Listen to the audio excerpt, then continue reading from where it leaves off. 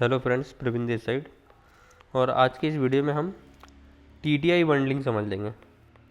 TTI bundling क्या होता है? तो देखो, ये 4G में भी यूज़ होता था, ठीक है, और 5G में भी यूज़ हो रहा है। लेकिन इसको 5G में स्लॉट एग्रीगेशन बोलते हैं। स्लॉट एग्रीगेशन बोलते हैं, याद रखना, ठीक है। अभी हम आगे देख लेंगे। लेकिन ये काम same to same TTI bundling जैसे ही करता है। तो मैं एक ओवरव्यू दे देता हूँ आपको, फिर हम थोड़ा डेफिनेशन पढ़ेंगे अच्छे से। तो देखो, जैसे कि हम एक डेटा भेजते हैं ना, कोई भी अपलिंक में यूई, अगर जी नोट बी को कोई भी एक डेटा भेजेगा, या वॉइस कॉल हो, या वॉइस ओवर आईपी हो, या फिर कोई भी डेटा हो, तो अगर उसका कवरेज अगर बहुत ज़्यादा ख़राब है तो वो चांसेस है कि वो डेटा मिस हो जाएगा ई नोट बी से, ठीक है। तो उसको रीट्रांसमिशन करना पड़ेगा यूई को फिर से।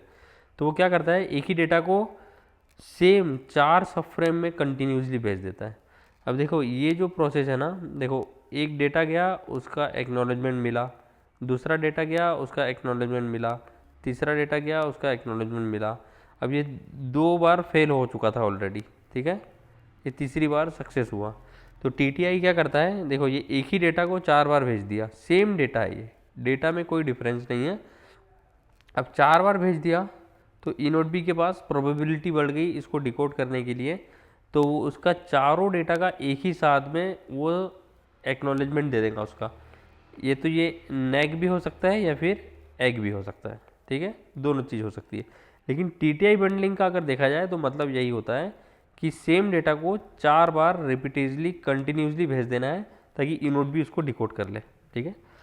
तो देखो, HARQ is a technique where receiver gets the combines the new transmitted data with previous enormous data, but not all the time this method is convenient. If the UE is in poor radio condition, transmitter need to retransmit the data and wait for ACNAG, and of course it will cause too much control overhead and delay. So in old voltage services, and retransmission might be serious and bad experience for user. So the T bundling is A L T feature, और 5G में भी है ये। इसको 5G में क्या बोलते हैं, slot aggregation, which improve cell edge uplink coverage, and it is use for services like VoLTE. So in T bundling mechanism में क्या होगा, you send same data with different redundancy version PUCH पे भेजेगा in multiple consecutive sub frames, and gets only one ACK or NACK for the entire bundle, ठीक है। अब समझ में आ गया ना? तो टीटीआई का मतलब क्या होगा, transmission time interval, hark, hybrid automatic repeat request. PUCH पता है आपको, फिजिकल अपलिंक, शेयर्ड चैनल, ये एक्नॉलेजमेंट और ये non acknowledgement.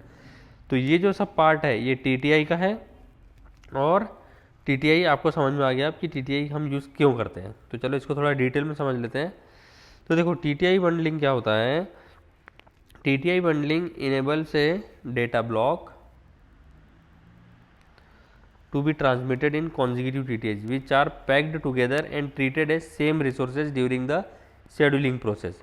So TTI bundling make use of HAR gains and reduces the number of retransmission and round trip time, RTT जिसको हम बोलते हैं, when user radio channel quality is degraded or the transmit power is limited, indication that the UE is closer to the cell edge. The TTI bundling can be triggered to the improve the uplink coverage at cell edge, reduce the number of different transmission segments, the RLC layer and the retransmission overhead. Uplink में अगर Yui बहुत दूर है ई note B से, या फिर cell as पे है बोल दो, जहाँ पे उसका पावर बहुत ज़्यादा कम है, तो वो इस टाइप में टीटीआई बंडलिंग यूज़ करेगा। अब वो कब इनेबल होगा और कब डिसेबल होगा वो हम आगे देख लेते हैं, और कौन उसको इनेबल और डिसेबल करेगा। So for UEs at cell edge, RLC packet is segmented first and mapped to MAC transport block. Then TTI bundling transmits same packet 4 times in one scheduling period to extend the coverage by increasing uplink transmission reliability. So the eNodeB decides when to activate or deactivate the TTI bundling for certain users based on the measured signal to interference noise ratio and PRV usage on uplink. So the activation and deactivation is done by sending RRC reconfiguration message from the eNodeB to UE, ठीक है। RRC रिकॉन्फ़िगरेशन में ये message आएगा। तो क्या होता है, the data block in a bundle of TTI where the chunk of each bundle up to 4 chunk, same data रहेगा, ठीक है, is modulated with different redundancy version with the same HARQ identity. In the case of unsuccessful decoding of the HARQ identity, the eNodeB sends NACK the UE which requires retransmission.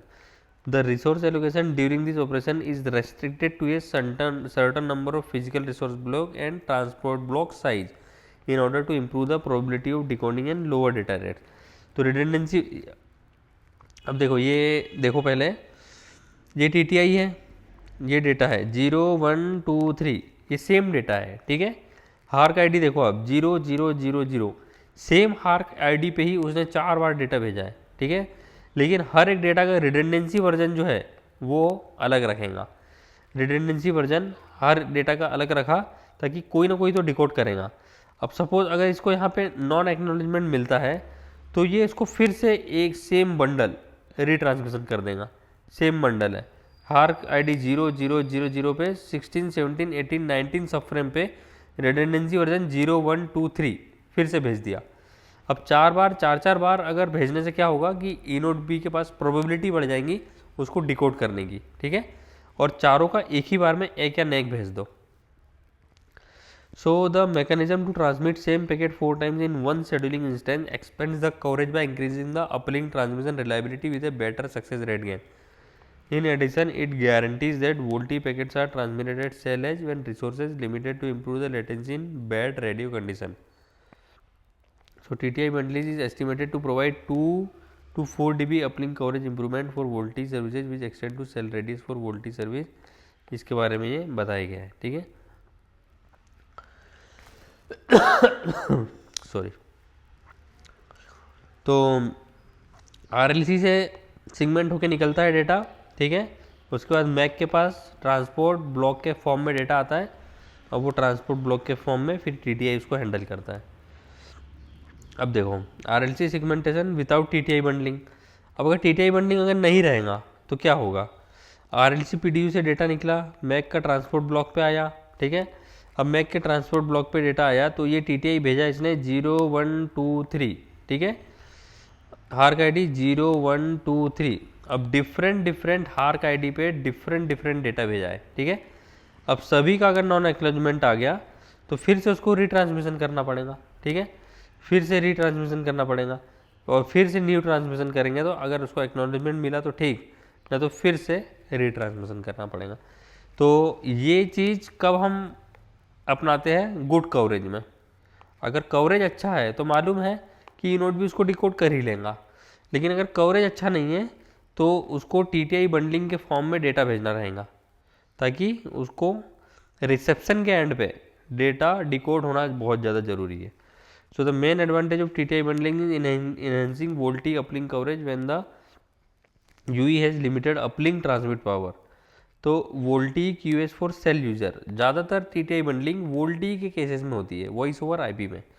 So in a conversational scheduling mechanism if the UE is not able to accumulate sufficient power to transmit a small amount of data like a voice over IP packet, the data packets can be segmented into smaller packet, ठीक है, with in the UE transmit power. So each segment will be transmitted with A separate hark process. This segmentation mechanism increases the amount of control information that need to be transmitted within the control channel. ये normal process है जो हम करते हैं, hark एक ना एक भेजता है और उससे ब्लॉक एरर रेट भी बढ़ता है और यूटिलाइज अच्छे से नहीं हो पाता है डेटा सेल एज पे रहता है। तो इसलिए सिगमेंटेशन मेथड के साथ में TTI बंडलिंग को लाया गया है। तो TTI बंडलिंग का जो कॉन्फ़िगरेशन है वो क्या है, it's configuration in dedicated individual UE basis होता है, ठीक है। So TTI bundling might be configured by eNodeB B in situation like UE is operating at its maximum output TX power। अब ये उसको पता कैसे चलेगा कि मैक्सिमम का TX पावर इतना पहुंच गया है, तो वो क्या कैसे पता चलेगा, PHR वाली वीडियो में हमने देखा था, पावर हेडरूम रिपोर्ट देता है। कौन देता है, UE। किसको देता है, gNodeB को। कब देगा, वो तो पीरियडिक रहेगा, जब अगर शेड्यूल रहेगा, पीरियडिक अगर रहेगा, इतनी देर में पावर हेडरूम रिपोर्ट भेजनी है। तो the TTI bundling information element is sent under radio resource config dedicated MAC main config और अपलिंक शेड चैनल, ठीक है, यहाँ मिलेगा। So true indicate that it is enable, false means it disable. It can be enable FDD और TTB both, downlink और uplink, ठीक है। और ये 0 1 एंड 6 तक के भेज सकते हैं, ठीक है। So eNodeB S P S, ठीक है, eNodeB T T I bundling S L configure default configuration. अब ये इसका लॉग है। R R C connection reconfiguration में जाना आप, रेडियो रिसोर्स कॉन्फ़िग डेडिकेटेड में जाना, D R B to add mod list में जाना, और मैक मैन कॉन्फ़िग में जाना। मैक मैन कॉन्फ़िग में अगर जाएंगे तो अपलिंक सेट चैनल में आपको यहाँ पे डिटेल मिल जाएंगी। Max hark retransmission, periodic BSR timer, retransmission BSR timer, और ये रहा टीटीआई बंडलिंग, ठीक है। तो बीएसआर और हार के ऊपर अपन ऑलरेडी डेडिकेटेड वीडियो बनाया है हमने, ये टीटीआई बंडलिंग के ऊपर है, ठीक है। तो ये यहाँ पे इसकी लॉग लोकेशन है। अब देखो भैया, टीटीआई बंडलिंग जो है ना, is composed for consecutive OFDM symbols in the time domain in particular transmit direction by combining different number of simultaneous TTI duration possible, ठीक है, ये हमने पढ़ लिया already. So in the frequency domain different numerologies are permitted corresponding to different subcarrier spacing. A higher subcarrier spacing shortens symbol duration and hence shortens TTI. A combination of numerology and TTI determines how many bits and in what manner they are transmitted on the air interface. अब हम किसकी बात कर रहे हैं यहाँ पे? 5G की बात कर रहे हैं। तो 5G में तो भैया डिफरेंट न्यूमरोलॉजीज है, तो कैसे करेंगे TTI? So compared to LTE, 5G NR improves the design of TTI towards lower latency and more efficient use of radio resources. So for 5G's ultra reliable and low latency communication, URLLC जिसको हम बोलते हैं, use case covering driverless का, और ये सब जो उसकी ये है, इसकी वजह से क्या होगा, latency is in general a function of TTI की लेटेंसी और कम हो जाएंगी, ठीक है। अब in 4G LTE TTI is fix to 1 millisecond and is composed of 14 OFDM symbol, ठीक है। 14 OFDM सिंबल में क्या होगा, स्लॉट रहते थे, 2 स्लॉट रहते थे यूई में, ठीक है। कहाँ पे, LTE में। 5G में 14 OFDM सिंबल का एक ही स्लॉट रहता है, ठीक है। So this is only the transmission time for the air interface. Other delay components include processing delay at base station and UE, and HARC retransmission in uplink, making a scheduling request and waiting for the grant adds to the delay. Estimate of one-way delivering assuming 10% block error rate are 4.8 millisecond DL and 11.3 millisecond uplink. This is significant delaying for URLCC case बताया। ये ultra reliable low latency communication, जब वो driverless car और या फिर वो जो Tesla में यूज़ होता है ना, उसका बताया है इसमें, ठीक है। उसमें सबसे ज़्यादा यूज़ केसेस बताया है इसका, जिसमें लेटेंसी बहुत इम्पेक्ट करेंगी, और लेटेंसी जितनी अच्छी रहेंगी उतना अच्छा TTI काम करेगा। सो LTE रिलीज 15 में क्या हुआ, इंट्रोड्यूस शॉर्टन TTI, ठीक है, ऑफ 2 सिम्बॉल्स एंड 7 सिम्बॉल्स। पहले क्या था, कम से कम 4 सिम्बॉल्स पे हम भेजते थे, है ना। अब इसमें 2 सिम्बॉल्स पे भी हम भेज सकते हैं, और अप टू 7 पे भी। So in FDD LTE both are allowed, ठीक है। TDD LTE only 7 symbol shorten TTI release specify processing shorten हो जाएगा, रिक्वायरमेंट बैकवर्ड कॉम्पिटिटिव मिल जाएंगी, ठीक है। 5G design include scalable TTI corresponding to slot duration. अब स्लॉट ड्यूरेशन तो 1 millisecond का 5G में कम है एज कम्पेयर टू 4G, अगर हम डिफरेंट न्यूमरोलॉजीज की बात करें तो। सो 1 और more consecutive slots allocated to इधर DL और UL MAC 1 TTI 5G LTE shorten TTI mini slot transmission जिसको हम बोलते हैं, ठीक है। तो इसके बारे में कुछ इन्फॉर्मेशन दी है। By using different sub carrier spacing in 5G NR, different slot duration and TTIs are configurable. For example 15 kilohertz sub carrier spacing के लिए 14 OFDM सिंबल, जैसे वो तो हमको पता है, और 240 किलोहर्ट्ज सब कैरियर स्पेसिंग वो तो सिर्फ कंट्रोल प्लेन के लिए रहता है, ठीक है। 14 OFDM सिंबल्स रहता है, लेकिन उसका जो स्लॉट रहता है वो कम रहता है। So in release 16, 120 kHz is the maximum subcarrier spacing allowed for data. Hence the lowest achievable slot duration is 125 microsecond at 60 kHz पे क्या हो जाएगा, extended cyclic preference, जिसमें 12 OFDM symbols। तो देखो TTI जो है ना, वो डिफरेंट तरीके से भी अब तुम कॉन्फ़िगर कर सकते हो 5G में, depend on the sub carrier spacing, कौन सी तुम सब कैरियर स्पेसिंग यूज़ कर सकते हो। बस इतना याद रखना, 240 किलोहर्ट्ज सब कैरियर स्पेसिंग के लिए, डेटा के लिए नहीं बनाई गई है, ये सिर्फ कंट्रोल के लिए बनाई गई है। सो क्या हो रहा है अब, unfortunately a sub carrier spacing increases, CP decreases, ठीक है। So this means that the deployment where a long delay spread CP will not sufficient inter-symbol interference Reading TTI by increasing subcarrier spacing is not always possible. It's for this reason 5G NR also allows for mini slot transmission. With mini slot, a TTI can be as small as 247, जैसे हमने बात की अभी. For example at 30 kilohertz subcarrier spacing कितना हुआ 70 microsecond 70 120 10 begin cater. ठीक है, ये कोई इतनी खास इन्फॉर्मेशन नहीं है. ये इसका ट्रांसपोर्ट ब्लॉक का डिज़ाइन है. ठीक है, गिवन TTI 4 सबफ्रेम पे डायरेक्टली हम भेज देंगे और टोटल प्रोसेसिंग डिले जो है वो भी मतलब कम हो जाएगा. उसके बाद में ये क्या बोल रहा है, MAC sub layer sends a transport block to physical transmission. Every TTI at the receiving side MAC layer can't process the TB until it's fully received. In extreme cases TB can have more than million bits. A method to reduce the processing delay is to break up the transport into code block. अब देखो transport block eNodeB में क्या होता था, direct भेज देते थे हम. अब ट्रांसपोर्ट ब्लॉक बहुत बड़ा हो गया है इसमें 5G में, तो उसको भी इन्होंने ट्रांसपोर्ट ब्लॉक को भी कोड ब्लॉक्स में मतलब स्प्लिट कर दिया है. और इसको और मल्टीपल कोड ब्लॉक्स को कोड ब्लॉक ग्रुप बोलते हैं, CBG. ठीक है, so each code block independently goes through channel coding and rate matching. This feature which also exist in LTE is code block segmentation. ठीक है, this to distribute the processing across time map different to FDM. Processing can be decoupled from TTI duration. Pipeline processing, अच्छा यही pipeline processing यहाँ बताई गई है. ठीक है, अब क्या बोल रहा है भाई इतना लंबा चौड़ा. Pipeline processing is possible because time domain interleaving is not done. Mapping of bits to result block is also done is frequency first manner. अब PDSCS slot TTI bundling in 5G NR इसमें बताया. देखो redundancy version इसमें भी change हो रहा है 310102. ठीक है, अब इसमें बस डिफरेंस क्या है आप ये देख लो. इसमें स्लॉट एग्रीगेशन इनेबल्ड है. ठीक है, PDSCH एग्रीगेशन फैक्टर 4 है. तो इसमें 4 सब फ्रेम पे जो हम डेटा भेज रहे थे कंटिन्यूसली, अब इसमें अगर डिफरेंट न्यूमरोलॉजी अगर हम कंसिडर करें, different sub carrier spacing consider करें, तो मिनी स्लॉट हो जाएगा ना. तो मतलब ये जो कंप्लीट एक जो स्लॉट है, ये कंप्लीट स्लॉट में भी इतना सा पार्ट ही डेटा आ गया है. बस इतने से पार्ट ऑफ डेटा में काम चल गया है. तो ये 4 बार कंटिन्यूसली भेज देगा और उसका एक बार में मतलब हमको एक्नॉलेजमेंट मिल जाएगा. So TTI bundling is when the same transport block is transmitted across multiple TTI. This is done for the sake of redundancy and higher chance of successful transmission.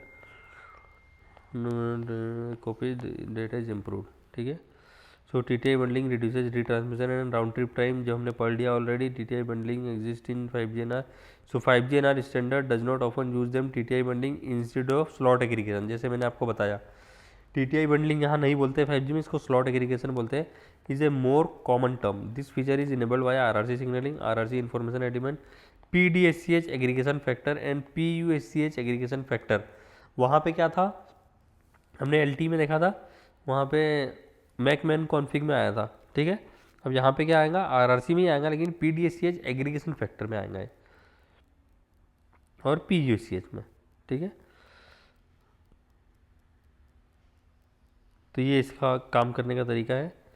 Hark acknowledgement मिलेगा, downlink control. ठीक है, वही चीज़ है. Beside shorter TTI we normally mini slots transmission opportunities to minimize processing time. Okay, अब DMR is front loaded. ये तो अब कंप्लीट फ्रेम स्ट्रक्चर के बारे में बता रहा है कि TTI बंडलिंग कैसे कैसे काम करेंगी फ्रेम स्ट्रक्चर के में. Then it comes at start of the frame HARQ feedback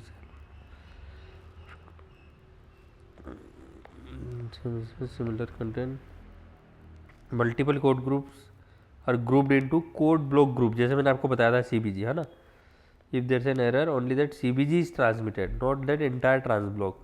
अगर कुछ एरर आता है तो सिर्फ कोड ब्लॉक ग्रुप का जो एक पार्ट रहता है उसी को रीट्रांसमिट करते हैं, ना कि कंप्लीट ट्रांसपोर्ट ब्लॉक रीट्रांसमिट करते हैं. तो ये 5G में ये चीज़ का एक थोड़ा सा मतलब फ्लेक्सिबिलिटी है. So with fewer bits errors at CBG likely slot aggregation बोलते हैं इसको. ठीक है, LDPC कोडिंग के थ्रू होते जाता है. Parallelize decoder, this is reducing time. ठीक है, ये कुछ नॉर्मल क्वेश्चन है लोगों के जिसमें इन्होंने रिप्लाई किया है. तो देखो TTI bundling enables the data to transmitted in consecutive TTI is a single resource during the scheduling process. It makes use of HARQ and the HARQ is a technique when the receiver gets a new data and then some error is them is try to make it correction in if the error is minor. If the error is not minor, then it send retransmission request to the sender. The ARQ mechanism takes off residual error which pass from the HARQ. अब TTI bundling क्या करता है? In normal case when network send a grant, so UE transmit PUSCH at only one specific subframe. ठीक है, 4 millisecond after उसके बाद में क्या होता है? रिजल्ट आता है. तो TTI bundling is a method which method you transmit है PUSCH इन मल्टीपल सबफ्रेम, 4 सबफ्रेम में डायरेक्ट भेज देता है वो, और उसको फिर बंडल TTI बोलते हैं. अगर मैं रियल लॉग्स की अगर बात करूं तो सॉरी रियल लॉग्स की नहीं, TTI की अगर इन्फॉर्मेशन की बात करूं तो रिलीज़ के हिसाब से आप अगर यहाँ पे देख लेंगे तो टोटल TTI डिपेंडेंट लेटेंसी वो कैसे कैसे काम कर रही है रिलीज़ के हिसाब से, और कौन से जो ये फीचर्स है इसमें काम करेंगे. ठीक है, और मुझे आपको एक फिगर दिखाना है.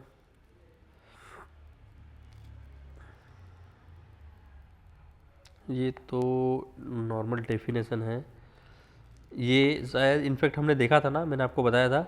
यहाँ डेटा भेजता है, फिर इसका नेक मिलता है, यहाँ डेटा मिलता है, इसका नेक मिलता है, यहाँ डेटा भेजता है, फिर एक्नॉलेजमेंट मिलता है. तो इस प्रोसेस को एक साथ अगर भेज दो तो एक ही बार में उसका एक्नॉलेजमेंट या नॉन एक्नॉलेजमेंट मिल जाएगा. ठीक है, पुअर कवरेज के हिसाब से. अब ये बेनिफिट्स ऑफ TTI बंडलिंग है. ठीक है, इनेबल और डिसेबल कैसे होती है? RRC कनेक्शन ट्री कॉन्फ़िगरेशन में हमने देखा, इसका हमने लॉग्स भी देखा है यहाँ पे. ठीक है, TTI बंडलिंग ट्रू हो जाती है यहाँ पे. कहाँ पे मिलेगा? RRC कनेक्शन ट्री कॉन्फ़िगरेशन में, रेडियो रिसोर्स कॉन्फ़िग में, मैकमैन कॉन्फ़िग में, अपलिंक सेट कॉन्फ़िग में. ठीक है, TTI कॉन्फ़िगरेशन